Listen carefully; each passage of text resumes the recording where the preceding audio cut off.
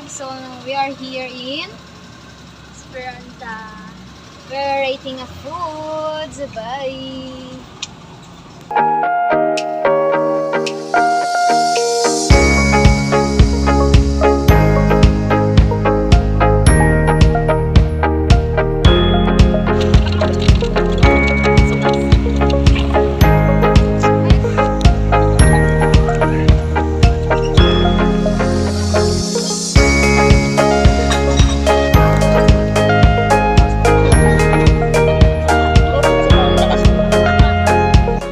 Ano rate mo to?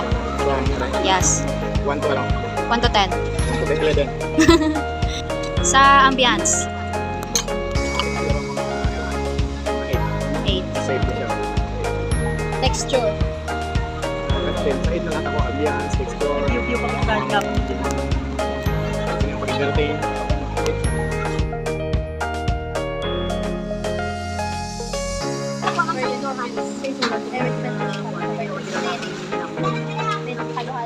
Kaya nakunan ko, para sa refrigerator yan.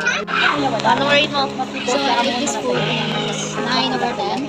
Why? 9 over 10. Okay mo siya, namin siya. Kaso lang, ano siya?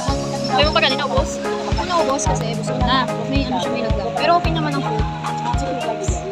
Ambience. Ano siya, clean. Clean siya. Tapos, ano, very, ano sila, serve sila ng mga rice. This is texture.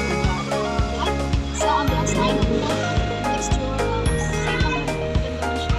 Malinis. So, always. Yes. Sa food. Ito na, may elevate. 10 over 10. Why? Kasi, ano lang nga tayo ng bono lang. Ito dapat komparasyon kung tradition ko lang. I-compare ko lang sa bono na ginawa ko na ako. Kakagusto. Kung ibigay na discover ko na mas mabuti. Kaya meron sila sa mga ingredient na wala dito sa mga ulang nagkakapon. So, ano yan eh? Masa. Sa ambience. Sa ambiance. So, kasi may siguro very cozy. Ang color, ang niya wala kulay. Very light sa mata. Malamig sa mata. Maski wala ko na narin, kay boss ako namigay. So, wala na, namian lang ko. Rate ko, siguro 9. 9, okay na na, 9. Sa texture. Sa texture. Ang texture. Sa iyong naman. Ang arrangement, okay. Marami dito na. Hindi attractive sa pananawan. Dahil ang kagiyang, mapapagin. Kiri mabuhat. Ako may dating. Mabuot, isa pa, delivery ako. That's all, wala na ako lang. Thank you. Pagdaan natin, dito na naman ako. Ito ito yung dating ko. Yung una yung kulay. Ikaw na rin yung video sa